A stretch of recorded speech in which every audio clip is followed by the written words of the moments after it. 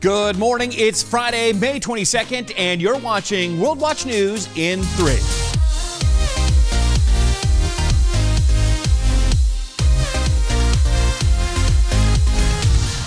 In Michigan, a state of emergency on top of a state of emergency. Historically high floodwaters devastated the central Michigan city of Midland after 2 dams failed following heavy rains. And just as coronavirus restrictions have begun to loosen from one state of emergency declaration, the governor had to issue another. Please get somewhere safe now. To go through this in the midst of a global pandemic is almost unthinkable. So please, to the best of your ability, continue to wear a face covering when you go to a shelter or go stay with a friend or relative. At least 10,000 people had to evacuate. The swollen Tittabawassee River got as high as 35 feet. That's more than a foot higher than the previous record high set more than 3 decades ago, and nearly 17 feet above what's considered flood stage. Add 100-mile-per-hour winds to the water and you get this. It's Cyclone Amphan, and it slammed ashore in India and Bangladesh. Almost 3 million people had to clear out and pack into shelters, and that's not without risk for a population also dealing with spreading coronavirus. The storm surge is predicted to push seawater as far as 15 miles inland, threatening the 7th biggest city in India, Kolkata.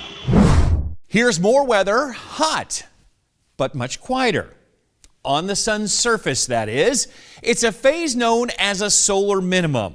We're seeing fewer sunspots and bursts of solar energy. Some scientists think this sun slump could become a grand solar minimum. The last one of those was about 300 years ago, known as the Little Ice Age in Earth's North Hemisphere. Here's another slump of sorts. This year, the U.S. recorded the lowest number of newborns in 35 years. That baby bust is reported by the Centers for Disease Control. Women in their teens and 20s, they're delaying, starting families later. That trend has been going on for more than a decade. There are good reasons to be fruitful and multiply, as the Bible says. Besides being a joy, kids grow up to start their own families, become leaders, workers, and in turn, care for their parents. Sections like these are some of the oldest copies of words inspired by God. Pieces like this, not so much, or at least scholars thought. Now, with the help of a high-tech scanner, surprise, it turns out what appears to be blank scraps actually contain Hebrew Aramaic text. Researchers can make out 4 lines so far, including the word Shabbat, or Sabbath, Saturday in Jewish tradition, Sunday in our culture. And like you, we'll be taking that day to rest and worship. World Watch will also take a break on Monday, too.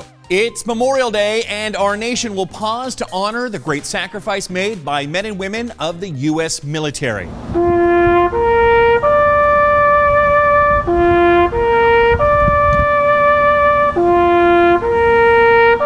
Its roots date back to just after the Civil War, which claimed more American lives than any other U.S. conflict in our history. In the years that followed, towns across the country gathered to celebrate those fallen soldiers. It actually became a national holiday in 1971. As we head into the weekend, we encourage you to take some time to reflect on those who've died and pray for the family members of those still here.